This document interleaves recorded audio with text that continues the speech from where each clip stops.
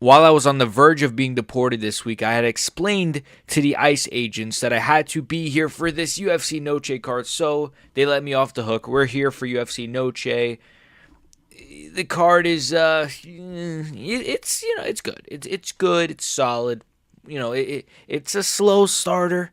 Like this first fight. I guess we'll get right into it. Rodrigo Sezinando versus Danil Donchenko. Now, a lot of you guys may call me a filthy casual or a fraud for not doing any research on this fight. So here's the thing, right? This is one of those where it's a bit tricky. I'm gonna go with Rodrigo Sezinando because I think Daniel Donchenko is from Ukraine.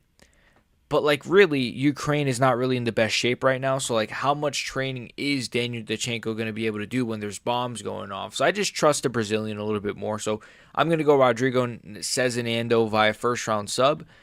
Oh, my God. Whatever the hell, versus Alice Pereira. Now, this one's actually, I have done a bit of research on this one. Alice Pereira is somebody I've actually seen. I've seen some of her clips and her highlights and some of her stuff, and she's all right. She's pretty solid, I think. I'm gonna pick her to win this one. I just think she's young, she's got good striking. It's WMMA. I'm gonna trust the girl who's making her debut. A little bit of hype behind her name. Montserrat is Let's move on to the good stuff now. So Alessandro Costa versus Alden Coria. So Alessandro, not Alessandre. He's coming off of is he coming off of a Kevin Borjas win? No, that was all the way back in 2024. He lost to Steve Ursig. He beat Jimmy Flick via KO. Who hasn't? Albazi he lost to. So he's a win one, lose one kind of bum. No offense, but he's a can. And then Alden Coria is obviously making his debut. I smell a bit of an industry plant type debut. You guys know this. Every once in a while, they'll bring in one of these regional guys. They'll make their big debuts against a guy who's 4-2 in the UFC or 2-2 in the UFC. It's a bit of an industry plant type of matchup. I think Alden Coria is going to get a first round KO or something. You guys know how this goes. Now let's move on to the real stuff. Zachary Reese versus Cedric Dumas. Cedric Dumas is somehow still employed. I don't know. This guy's legitimately got multiple criminal charges, but no, we gotta keep him because he looks like Boot Gang or he looks like fucking 21 Savage. No disrespect to my goat 21 Savage. 21. So Reese, he's coming off of a win against Todorovic, and he lost to Bakoev, which is he's got some wins. I mean Daniel Medina, and Cuban Missile Crisis he beat. He lost to. He's got 2 losses. He's not necessarily good at all. Neither is Dumas though. They're both shit, man. Dumas is coming off of that Oleksiejczuk loss. It's not a bad loss at all.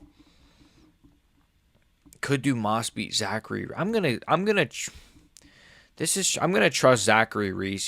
He's not going through legal problems right now, and I don't know. I mean, he's white, so let's. I'm kidding. I'm joking. I'm not even white, so I'm joking. Well, I am, but I'm not. So I'm gonna go Zachary Reese though via decision. This will be one of those where it's competitive, and both guys are gassed by round 3 because they're shit. But somehow Zachary Reese will win. Jesus Aguilar versus Luis Guru. All right, we got the MMA Guru's Mexican cousin here.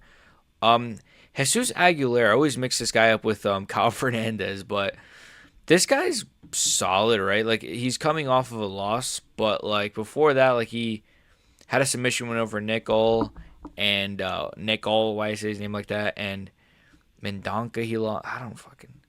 This one's tricky. He's coming off of a loss, not the best look. Not the best look, to be honest with you, but he's all right. He's solid. I've seen him fight. He's pretty solid. He's got some KOs. He's got some subs. He's a solid, well-rounded fighter. Luis Guru is coming off of a loss to Ode Osborne. That's his only loss, though. but that's the only UFC guy he's faced and he lost to like right away. I'm gonna say Aguilera wins. I think he's a good, well-rounded fighter. He's got grappling, he's got a solid chin, he's got good KO power, I guess. Whereas Louis Gurule is a bit hittable, not really. Bit of a blockhead. The head is there to be yeah. Jesus Aguilera. I don't gotta go super in depth in this one, but yeah. Tatiana Suarez versus Amanda Lemos. So all the Latina lovers may look at this one a bit close. I don't know how you guys feel about Tatiana, but she is, of course, coming off of that Zhang Weili loss, which is, of course, nothing to scoff at. I think this one's actually kind of easy. I'm not going to really waste time. I think Tatiana is going to win. I know she's coming off of a loss to Zhang Weili. By the way, I wouldn't be surprised if this fight gets pulled. Like, I'm recording this on, Monday or Tuesday? Monday. Well, Monday night, right? I wouldn't be surprised if a lot of these fights get pulled. This fight will probably get pulled. I bet you, Lemos is going to, fuck something. Someone's going to miss weight or something stupid, right? That always happens. Hopefully it's this fight, though, because it's a women's fight. But Amanda Lemos, usually I would go with the uglier fighter. Usually I would. But Lemos is just not good, in my opinion. She's kind of she's not kind of, she's pretty shit. I don't know how she's number 4 ranked. That's kind of absurd to me. She is coming off of a win against Yasmin Lucinda, which was was legitimately one of the worst fights I've probably ever seen. Not one of the worst fights I've ever seen, bar none. Not probably, not maybe. By far, one of the worst fights I've ever seen. And it was terrible. It was just two lesbians just not knowing how to strike, not know how to fight, but we were subjected to that on the main card of a pay-per-view. Tatiana Suarez, though, look, she lost to Zhang Weili. I don't think Amanda Lemos is anywhere near Zhang Weili's level. And I do think Lemos is, what are we doing here? Suarez is good. She's still good. I don't care if she's coming off of a loss. She's still good. And, maybe you could chop that loss up to, partially, maybe a little bit of ring rust. That fight shouldn't have been booked anyways.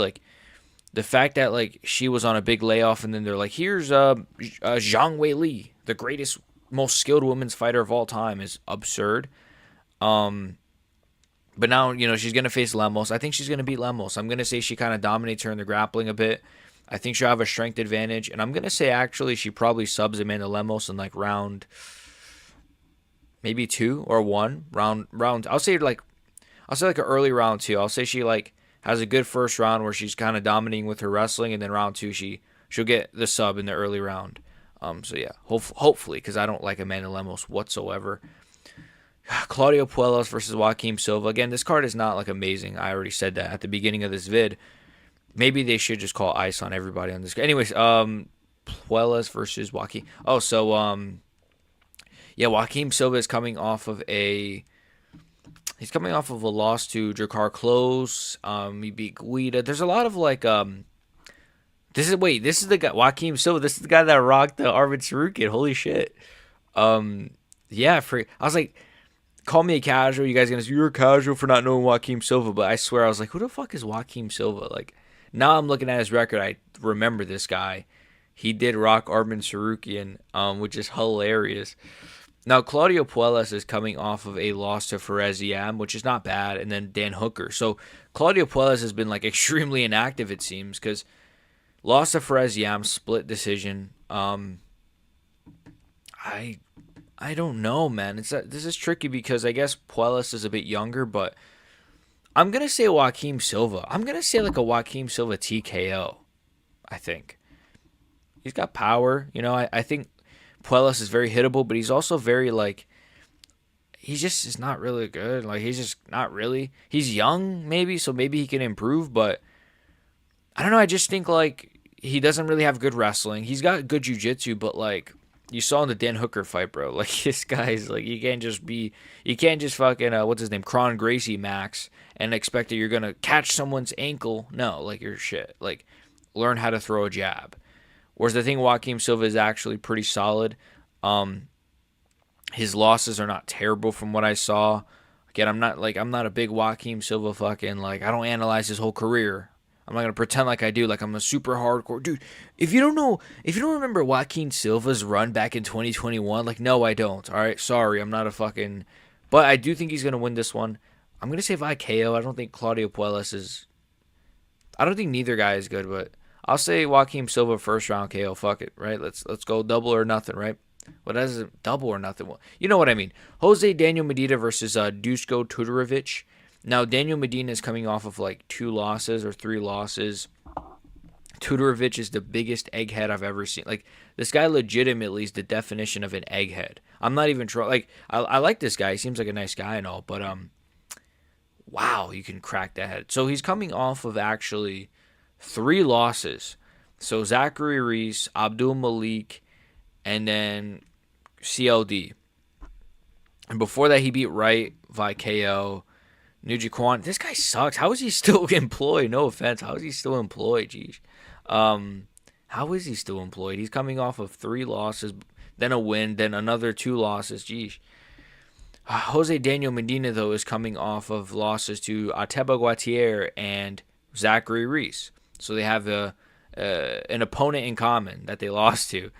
I don't know, man. This is kind of like, from this point on, after this fight, the fights actually get good. But, like, man, I can't really say that I have a very vested, hardcore interest in this. I'll just go with Dusko Todorovic via decision. Maybe. Sure. Why not? Alexander Hernandez, Diego Ferreira. This is interesting. Oof. Wait, this is actually interesting. So, of course, Carlos Diego Ferreira was supposed to face Bobby Green. Bobby Green. He beat Rebecca. That's so impressive that he beat Rebecca and Johnson. Like, these are, like, good wins. Of course, got KO'd, though, by, like, Gamrot. You know what? I'm going to say Alexander Hernandez. Like, he's pretty, like, he's all right, you know. I know it's only Chase Hooper that he just knocked out, but, like, that's a solid win, I'd like to think. And, you know, he's on a 3-fight winning streak, which is pretty impressive. Before that, he was coming off of a split decision loss. I think he won that fight. Well, I thought he won that fight. I don't remember too much about it, but Austin Hubbard, a split with Austin Hubbard ain't, you know, Hollabar. And then, of course, Chase Hooper. I just think he's, like, a bit younger, a bit more, less miles on his body. He's shown now that he's got KO power. He's always had power, of course, but, like, you know, he's really shown, like, he has KO power. He has the wrestling. I think he's got he's got a really good chin, actually, as well. Like, I can't see him getting slept. If it gets scrappy, maybe that'll favor Diego Ferreira. Maybe that will benefit Diego Ferreira for sure. But Hernandez is not, like, bad on the inside, actually. I think that's how he caught Chase Hooper. Correct me if I'm wrong. Sorry that I don't remember fucking the Chase Hooper KO that well. But, yeah, so I think Hernandez is going to win. I'm going to say a decision where it's a bit competitive. Diego Ferreira kind of, you know, does his thing at times, but I think Hernandez will be just a younger, faster, sharper guy. You know, just he has good power. I think he's going to be able to use his wrestling a little bit as well. And if not, I still think his striking is good enough to hang in there for 3 rounds. I was about to say 5. So, yeah, I'm going to say Alexander Hernandez via, like, decision. Maybe a 2-1 decision, 3-0. Santiago Luna versus Quang Lee.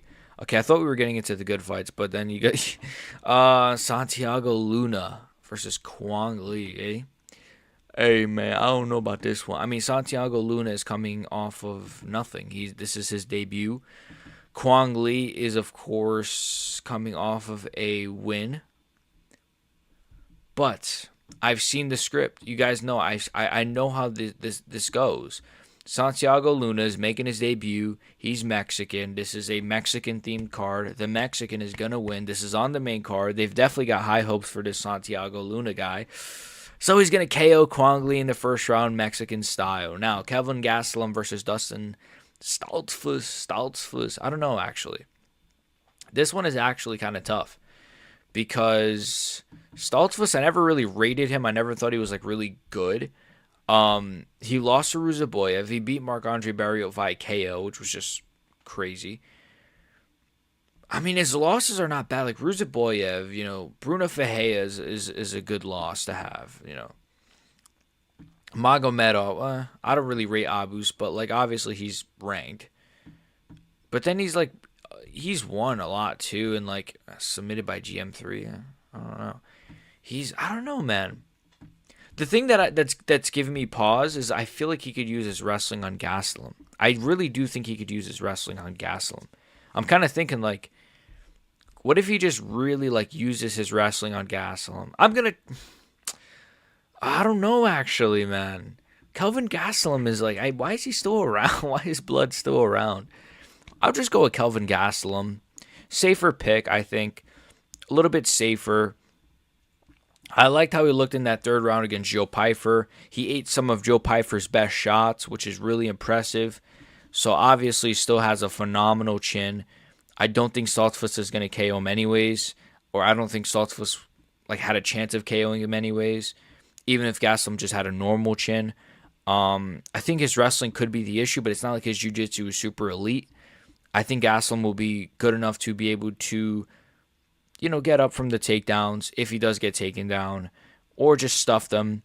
And I think that his striking is good enough, but I think this will be competitive. This will be like one of those where it's kind of like, I could see this being kind of a shit fight. Let's be honest. Let's be honest, boys. I could see this being one of those where it's like, bro, can we just cut these guys? I could see this being low-key like a really shit fight. I don't know why. Just sometimes you can see, like, I could just see this being ass. But I'm going to say Gastelum wins an ass decision. Probably like it might even be a split. I could even see it being like a split decision. And people are going to say Stoltzfus got robbed. And it's all good, though.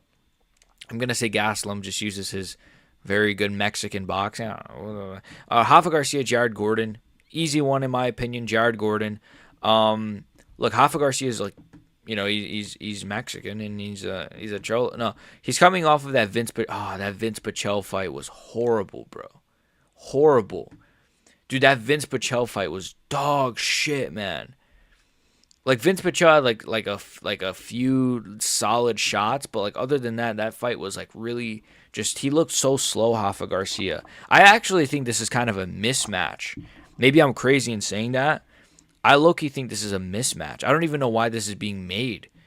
Like, Jared Gordon is, like, if you really look at his record, right, technically this guy should be on, like, a 5-fight winning streak. Honestly, I'm not even kidding. Like, okay, he lost. Okay, Moises he KO'd in the first round. Hack Parast, in my opinion, that was one of the worst robberies I've seen in the modern era.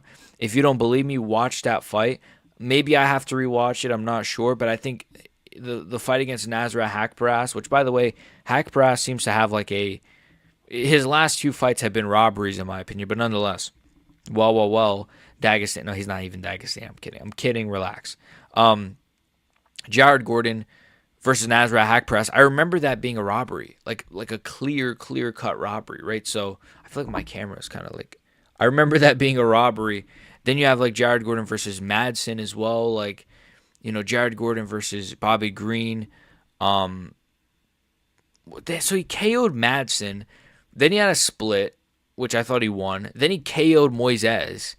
Then Bobby Green, he was piecing up before he got freaking... It says could not continue, but that's a DQ. That was a DQ, right? Then Pimblett, he beat, in my opinion. So really, he should be on a 1, 2... I mean, if you count the Bobby Green fight, 3, 4, 5, like a 6-fight. This is absurd, but like, yeah, this is a mismatch, dumbass. This is a mismatch, in my opinion, a pretty clear mismatch. I really do think Jared Gordon. I'm gonna say Jared Gordon first round KO. I think he's really good, bro. Like I think he's like really underrated. He's really good.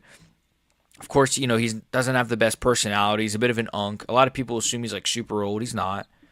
He's old, but he's not. He's not old. But you get my fucking point. I think he's gonna win this one.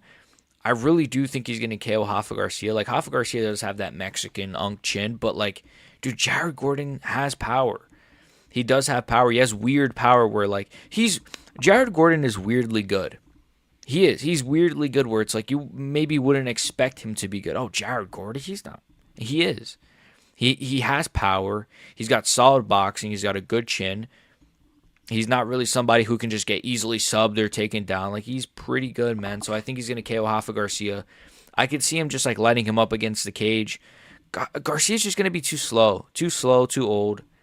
Yeah, Shout out to Jared Gordon. First round KO, baby. Rob Font, David Martinez, the co-main event of this card. Yikes. Well, of course it was supposed to be what's his name? That fucking what's that kid's name with the fucking crimson? Oh, Raul Rosas Jr. Yeah, that kid. It was supposed to be him versus Rob Font, of course, but yeah, I don't know what happened there. I guess but now it's David Martinez versus Rob Font, and this one is I don't know, man. I'm gonna say Rob Font. I'm gonna say Rob Font wins. I think that Rob Font is very good. I think David Martinez is solid himself, and I think like he has a chance. Like I'm not gonna sit here and say, oh, it's like there's no way that David Martinez could. No, he's got a chance. Like of course he's got KO power. He's got good combinations, just from what we saw from his debut. But Rob Font's Rob Font.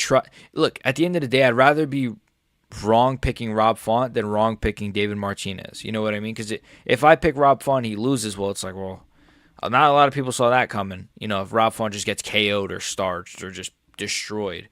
So I'm going to pick Rob Font. I'd like for David Martinez to win, though. I would definitely be rooting for him in this one because I like the idea of some new blood, especially the idea of a guy on his second fight ever in the UFC just coming in and beating a top 10 Rob Font. Like, that's absurd. But I don't think it's going to happen. I'm going to say Rob Font wins I'll say a decision. I'll say like a 30-27. I'll say a decision. Maybe a 29-28 where it's a bit where maybe David Martinez really like does good in the first round, really tries to like take Rob Font's head off, but then I think as the fight goes on, Rob Font's going to kind of build into the fight and just do unk things, and he's going to be the crafty veteran and all that shit, and he's got good boxing, man, a really good chin. And even yes, okay, I've seen Rob Font get dropped, but like he's got good recoverability. Like he's never really been like finished though. Like not never, but like look, I've seen Rob Font get like rocked and shit, but like he usually does survive. He really does. If you look at a lot of his losses, like Sandhagen and you know Vera dropped him a butt. Bro, he got dropped by Vera so many times over the course of 5 rounds. How many guys can say that they were dropped by Vera and then like kept, you know what I mean? Like Vera usually when he knocks you out, I know Vera's like shit now. We like to say that he's terrible, and he is. But still, man, like usually if Vera catches you, he catches you. And so Rob Font, he's got a good chin. He's very tough. He's very durable. And I'm sure Martinez is as well, but there's too many unknowns. So I'm going to go with the known. I'm going to go with Rob Font via 29-28. First round, maybe David Martinez gives him a run for his money, but then the next 2 rounds, I think he's going to take over and probably piece up David Martinez pretty bad, maybe even almost finish him or something. I could see like maybe in the 3rd round. I could see it being a fun fight, though, for sure. Main event, of course, Diego Lopes, Gene Silva. Now, of course, I'm definitely going to be rooting for Diego Lopes, just flat out. And this is going to prove that I'm not biased, by the way, when I say this. I'm going to be rooting for Diego. I love Diego Lopes. He's one of my favorite fighters currently in the sport. With that being said, though, I'm picking Gene Silva. I just have to. I think, look, I don't like the amount of people that are writing off Diego Lopes and making it seem like he's so... Dude, how could you think he's going to... No, like it's not insane to think Diego Lopes could actually win this fight. I don't think it's like this insane thing that people are making it seem where it's like, do you think Diego Lopes has a chance? Like, yeah, I do. Like, he's a pretty good fighter, and like his wins are not that far off from Gene Silva's wins. Like, you know what I mean? Like, if you compare their wins, it's not like maybe Bryce Mitchell is better than Brian Ortega slightly, but like other than that, it's like their wins are pretty comparable, right? Like Drew Dober is probably at this point the same as Sadiq Youssef. Maybe you could say, if you want to play the semantics game, I get it, but you understand my point. But I just think Gene Silva, man, I really do think, and I understand the fighting nerds right now, they're not in a good place, which is why I've said, like, this is why I even put in the thumbnail, the only hope, the last hope, or whatever the fuck I put, like, he is the only hope for the fighting nerds, because he is right now, because, yes, Prates is coming off of a win, but it's not really, it is against Jeff Neal, whereas when he faced another top contender, like Ian Gary, for 5 rounds, or for 4 rounds, he pretty much just got, like, pieced up and just outclassed. You know, then you got Kyle Braujo, just lost over the course of 5 rounds. Then you have Rufio, just got destroyed by Benoit Saint-Denis, somebody who people were saying was a can. I've personally never said he was a can. I've always thought Benoit Saint-Denis still had it. I'm probably one of the only Benoit Saint-Denis fans, but all that is different, man. I do think stylistically this is pretty favorable for Gene Silva, because you got a guy who, yes, has KO power, and that's one thing that will worry me is like Gene Silva, you could say other than maybe Drew Dober, he's never faced a guy with the power of Diego. So that's why I don't think he's gonna finish Diego. Like I really don't like that I'm seeing people say that, oh, he's gonna KO Diego in the first. I mean, maybe he does and I'm wrong and I'm the dumbass, but I can't see that. Because Diego Lopes has proven to me he has a really, really good chin. But on top of that, he can fucking crack. And I think like Gene Silva is gonna be pretty patient. He's not gonna really try to just be like, oh, let me just KO him. Let me just disrespect this guy and KO him.